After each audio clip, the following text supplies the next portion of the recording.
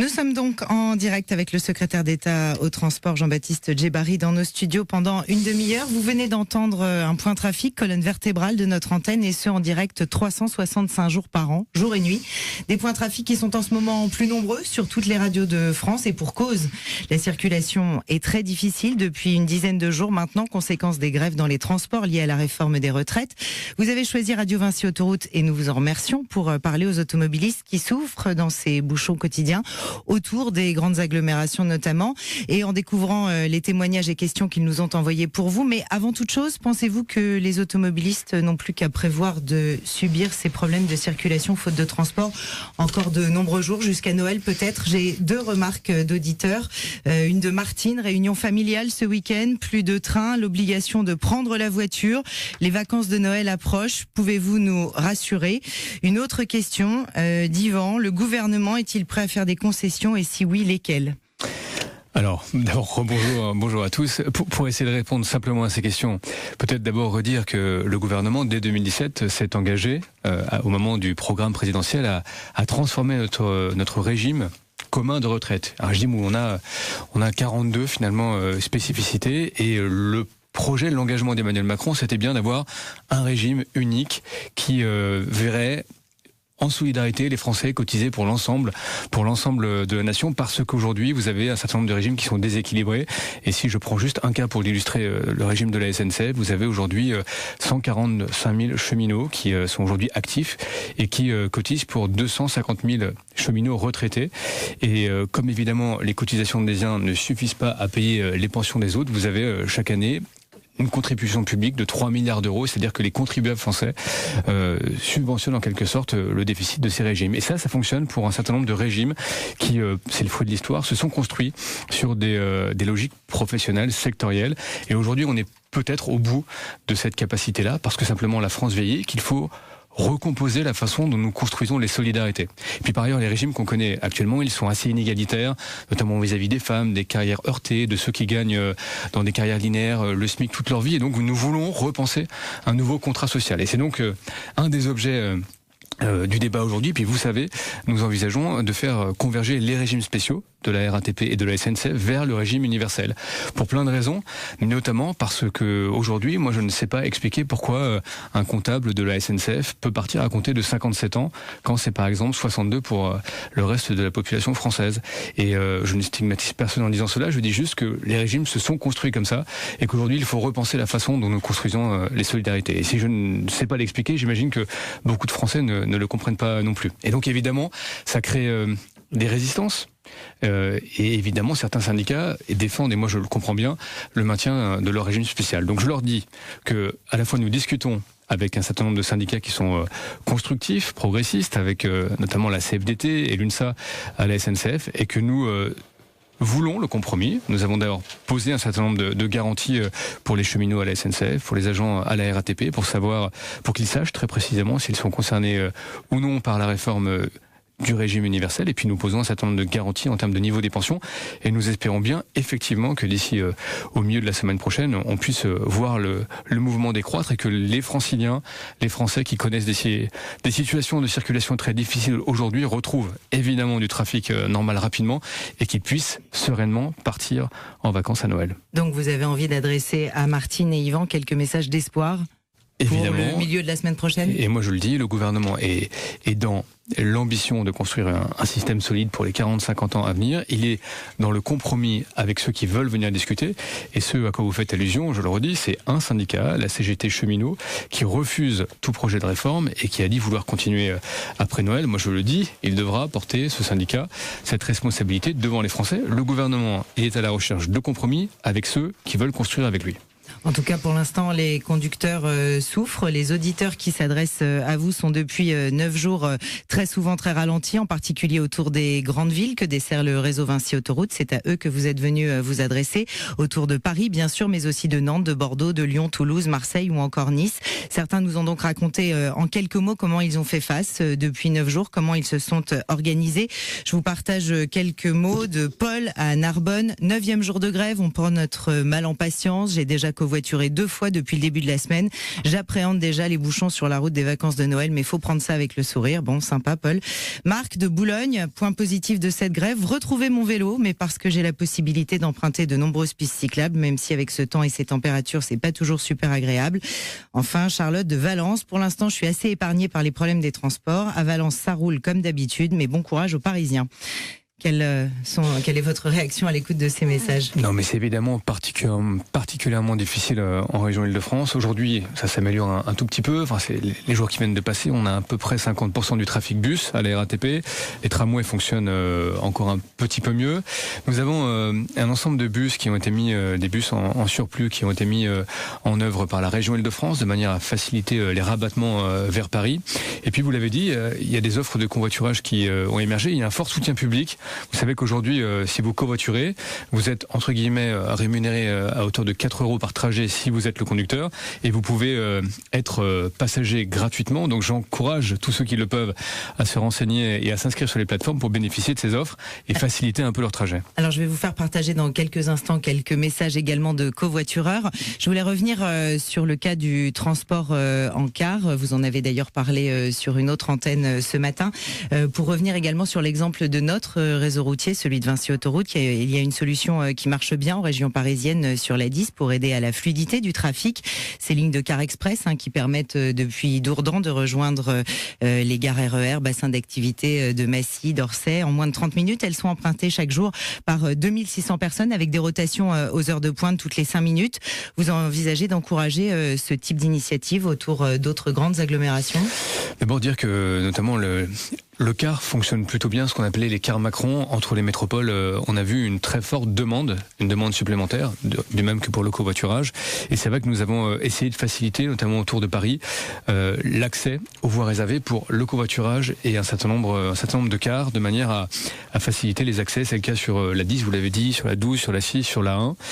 Et nous avons tenté, vous en avez fait référence, de mettre en place des cars Macron à Paris, de Saint-Denis à Massy pour faciliter la circulation. Cela n'a pas été tout à fait encouragé par la mairie de Paris, mais j'ai eu l'occasion d'exprimer très longuement. Je pense qu'il est important aujourd'hui que l'État, que les pouvoirs publics se mobilisent très fortement pour faciliter la vie des Français dans un moment où c'est particulièrement compliqué. Et évidemment, tout ça s'inscrit dans la dynamique politique que je vous ai décrit précédemment. Oui, parce que là, c'est pourtant, c'est pour l'instant plutôt le système débrouille. Donc le covoiturage, les messages que nous avons reçus, Julie, près de Nice. J'entends qu'il faut privilégier le covoiturage, mais les plateformes sont prises d'assaut. J'ai cherché une solution entre Nice et Toulon. Les trajets trouvés ont tous été annulés. Je n'ai finalement pas effectué mon voyage. Arnaud, à Saint-Loubès, j'aimerais covoiturer pour aller travailler. Je ne sais pas où sont les parkings. Christelle, je covoiture avec un collègue chaque jour depuis 2 ans entre Albi et Toulouse, mais ça ne m'empêche pas de subir les bouchons depuis lundi. Alors oui, le covoiturage est une vraie alternative, mais qui a des limites, semble-t-il. Déjà, peut-être pas assez de parking. Est-ce que c'est une des priorités de vos plans d'action à court terme? Alors d'abord, on manque de chauffeurs, et donc j'invite tous ceux qui le souhaitent et qui le peuvent à s'inscrire sur les différentes plateformes pour aussi offrir ces offres et améliorer, en tout cas augmenter le nombre de covoiturages possibles. Il y a environ 2300 aires de covoiturage qui sont d'ailleurs répertoriées maintenant sur une plateforme, sur un site, et qui sont disponibles. Ça permet effectivement de mieux visualiser où sont les sites de covoiturage pour rejoindre des points de rassemblement. Et puis, plus on est sur les plateformes, plus on crée d'offres. Et donc, c'est aussi un peu, rien qu'en s'inscrivant, en donnant ses disponibilités, en disant quand et comment on peut être chauffeur, on arrive comme ça à améliorer l'offre. Et donc j'invite évidemment tous ceux qui le peuvent à utiliser ces plateformes, à s'inscrire, et le nombre faisant, les solutions de covoiturage vont augmenter de façon assez rapide. Et d'ailleurs, je parlais avec le patron de Blablacar qui me disait qu'il avait 75% de demandes supplémentaires par rapport à des jours habituels. Donc voilà, les choses se font. Mais il faut encore persévérer et s'inscrire de plus en plus. Oui, parce que dans les jours habituels dont vous parlez, de toute façon, il va falloir, en effet, c'est une solution à relativement court terme pour améliorer l'accès aux grandes agglomérations, notamment, de développer ces parkings. Je crois que c'est important de développer ces parkings. Le covoiturage, c'est en plus une solution écologique, ça permet aussi de baisser les coûts d'entretien, d'acquisition de vos véhicules. Donc de toute façon, c'est une solution d'avenir. Ça nécessite effectivement souvent de se connecter sur des plateformes pour bénéficier d'un effet de masse. Mais je crois qu'il faut absolument encourager cette pratique, ces usages, et en plus souvent ça permet de faire des rencontres assez sympas pour l'avoir pratiqué dans le passé, donc vraiment pleine vapeur sur le covoiturage. Émission spéciale en compagnie du secrétaire d'État au transport. Avant de revenir au sujet de la grève des transports et des perturbations exceptionnelles qu'elle engendre sur les routes de France, on vient d'entendre que la météo est aussi de la partie. J'aimerais vous faire réagir, Monsieur le Ministre, à ce que l'on vient d'entendre, parce que la sécurité sur la route est forcément une de vos premières préoccupations en tant que secrétaire d'État au transport. Quel est votre chantier prioritaire en matière de sécurité routière ? Alors nous avons un gros chantier sur la régénération des routes, et vous savez que nous avons voté il y a quelques jours une loi mobilité qui prévoit d'investir massivement sur notamment le réseau routier national, sur le réseau secondaire, qui, comme tous les réseaux, en définitive le réseau ferroviaire, ont été souvent créés il y a plusieurs dizaines d'années, et sur lesquels les besoins de régénération sont aujourd'hui très importants. Donc nous investissons et nombreux. Absolument. Nous investissons massivement pour remettre les routes à niveau, et puis parfois pour les dédoubler, les mettre à 2 fois 2 voies, créer les bons contournements pour fluidifier le trafic, notamment passer moins au travers des centres-villes. C'est un enjeu de sécurité routière, un enjeu souvent de congestion, de pollution. Et donc nous mettons absolument le paquet là-dessus. Puis peut-être un deuxième enjeu, c'est l'enjeu de sécurisation des passages à niveau. Alors ça mêle un petit peu effectivement les poids lourds, le routier et le ferroviaire, mais on voit qu'on a un certain nombre d'accidents. Nous avons un plan de suppression d'un certain nombre de passages à niveau, et nous travaillons pour mieux surveiller ces points de passage et tenter encore de sécuriser évidemment ces itinéraires. Des plans sur combien d'années sur ces 10 ans, chantiers ? nous avons voté une loi de programmation financière sur 10 ans. C'est des travaux au long cours, hein. Il y a des besoins vraiment partout en France. Je pense notamment à la RN 88, à la RN 154. Enfin, chacun peut se référer à sa route nationale et parfois à son degré de détérioration. Donc nous avons lancé vraiment beaucoup de chantiers en France, et nous espérons que progressivement les circonstances, le réseau va s'améliorer vraiment de façon substantielle. Vous savez bien sûr que la somnolence, l'hypovigilance, l'inattention sont les principaux fléaux sur l'autoroute. En tout cas, ce sont nos combats, parce que ils sont trop souvent la cause d'accidents qui, en tout cas, peuvent aussi mettre en danger les anges gardiens de l'autoroute, les hommes et les femmes qui chaque jour assurent la sécurité de tous ceux qui empruntent l'autoroute. Vous savez également sans doute qu'un fourgon de patrouilleurs, ces fourgons jaunes, est percuté chaque semaine sur notre seul réseau autoroutier. Quel message vous pourriez passer, un message fort pour une prise de conscience collective sur ce sujet ? Non, mais je crois que vous l'avez très bien dit, ces agents des routes, qu'ils soient des agents d'État, des agents des sociétés concessionnaires d'autoroutes, des agents des départements, vous l'avez très bien dit, ce sont des anges gardiens pour les millions de Français qui chaque jour prennent la route, et donc évidemment il faut y prendre une attention toute particulière. Il me racontait, j'étais juste avant en discussion avec eux, il me racontait que en dehors effectivement des phénomènes de somnolence et des accidents et des incidents, ils étaient souvent victimes d'incivilités, d'insultes, et je crois que le message, c'est un message de respect et c'est un message de considération. Ces anges gardiens, ils sont là pour notre sécurité collective.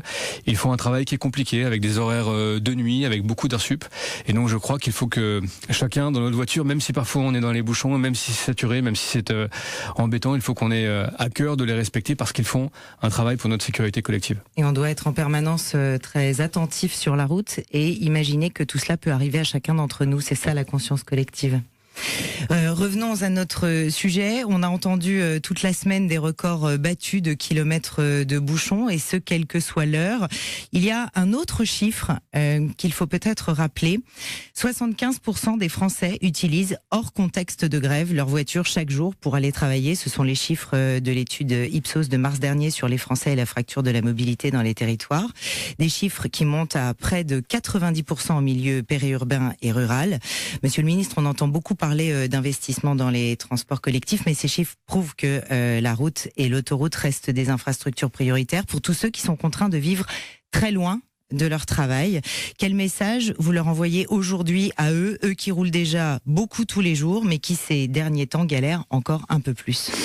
Bon, d'abord, moi je suis élu du Limousin, donc les territoires ruraux je connais. Je sais que la réalité dans les territoires, c'est bien souvent effectivement la voiture, et vous l'avez dit sur le pourcentage de trajets en voiture, mais c'est aussi souvent la voiture seule à bord. Alors déjà, on peut essayer de ne plus être seul à bord, de covoiturer, et y compris en espace rural, parce que aujourd'hui c'est tout à fait faisable. Moi, j'ai lancé des initiatives en ce sens dans une petite ville, une petite commune au sud de Limoges. Donc, essayons de covoiturer. C'est bon pour le portefeuille, c'est bon pour l'écologie, et souvent en plus, au travers des plans d'entreprise qu'on a encore renforcés dans la loi, on peut trouver des mécanismes qui vont bien pour se déplacer chaque jour, pour aller au travail, mais aussi pour satisfaire d'autres besoins. Et évidemment, il y a tout ce travail qu'on fait sur les moyens alternatifs. Je pense qu'aussi, on a trop longtemps laissé se dégrader les petites lignes ferroviaires, donc on a tout un plan aussi pour les remettre au goût du jour, et bien souvent ces lignes qui sont d'intérêt local, parce que l'offre n'est plus assez robuste, les gens s'en déportent et se remettent sur la route. Donc je crois que là, nous avons là un chantier à régler. Nous lançons dès le mois de janvier une nouvelle génération de trains, des trains plus légers qui emporteront les gens et qui régénéreront aussi cette offre dans les territoires. Donc il faut avoir de la visibilité sur tout ça. Et sur l'ensemble des moyens. Et sur l'ensemble des moyens de transport. Le numérique va nous aider beaucoup pour connecter les gens qui parfois ne sont pas tout à fait connectés. Et par exemple, y compris le covoiturage en zone rurale. Moi, j'ai voulu lancer chez moi dans le Limousin une expérimentation, parce qu'on a tendance à penser que ce n'est que pour les métropoles, mais le covoiturage en zone rurale, c'est évidemment une réalité, et c'est une possibilité. Et donc, j'engage tous ceux qui le peuvent à se saisir de ces opportunités. Et le covoiturage, c'est pas dans le train, c'est sur la route. Et la route et l'autoroute, ça reste en tout cas un moyen sûr, 365 jours par an. Absolument. Monsieur le ministre, pour les jours à venir, j'ai bien entendu en début d'entretien votre optimiste. J'ai quand même deux questions d'auditeurs. À cause des blocages de raffineries, Thomas demande si on doit s'attendre à une pénurie de carburant. Je peux pas vous cacher qu'il y a des journalistes qui sont allés faire le plein à Rueil ce midi et qui m'ont dit que désormais il y avait la queue aux pompes à essence. Et Yannick, lui, craint la mobilisation des routiers. Il vous demande si vous négociez avec eux et finit par vont-ils débrayer comme annoncé en début de semaine?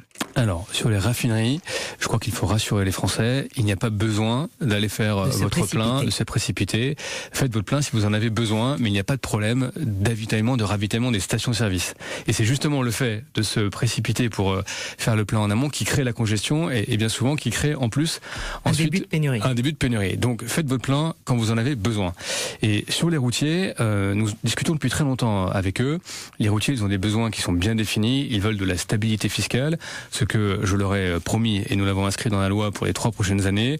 Ils ont besoin, les routiers, de beaucoup de chauffeurs. C'est 30 000 chauffeurs pour la prochaine décennie, et donc il faut aussi faire connaître ces métiers davantage. Et je pense qu'avec le service national universel, vous savez, qui est en train d'être recréé, vous aurez 800 000 personnes à chaque classe d'âge qui peuvent être mises en contact de ces métiers du transport. Et donc c'est important d'en faire la promotion. Et puis, nous discutons évidemment avec les routiers sur des sujets plus politiques, sur le congé de fin d'activité qui est un peu le sujet retraite chez eux. Et nous avons assuré que l'État les accompagnerait pendant les 3 prochaines années pour trouver des mécanismes alternatifs. C'est une demande à la fois du patronat et des salariés. Donc l'État est pleinement au contact des routiers en leur offrant, je l'espère, en tout cas j'y suis engagé, de la stabilité, notamment de la stabilité fiscale pour les prochaines années. Monsieur le ministre, l'heure tourne et je sais que vous devez bientôt nous quitter. Un dernier point, nous sommes à quelques jours des fêtes de fin d'année, une période pendant laquelle les Français se déplacent beaucoup. Ils rendent visite à la famille, aux amis, pour beaucoup en voiture. Alors en espérant que les conditions de circulation soient meilleures, quel est votre dernier message de sécurité pour ceux qui vont vous écouter en cette période ? Eh bien, comme on a beaucoup parlé de covoiturage, j'ai envie de vous dire, soyez covoitureurs. D'abord, nous manquons beaucoup de conducteurs, donc soyez covoitureurs. Ça permet aussi de moins somnoler, donc c'est évidemment aussi beaucoup de sécurité. Et puis, je crois que ça permet aussi de créer du lien social, et que ce pays, la France, a besoin de contact, a besoin de lien social. Donc, faisons tous une très belle opération si nous covoiturons plus. Et puis évidemment, ça me permet à votre antenne de souhaiter de bonnes fêtes à tous, en vous réaffirmant l'ambition du gouvernement que d'aller vers une solution de compromis et de retrouver des transports qui fonctionnent de façon normale. Vous êtes le bienvenu sur cette antenne pour porter ces bonnes nouvelles. Merci beaucoup. Et pour ceux qui viennent peut-être de nous rejoindre sur Radio Vinci Autoroute, cette émission spéciale est à retrouver d'ici ce soir sur les réseaux sociaux et le site web, bien sûr, de la radio. Jean-Baptiste Djebari, merci beaucoup d'être venu passer. Merci à tous. Ce moment en studio.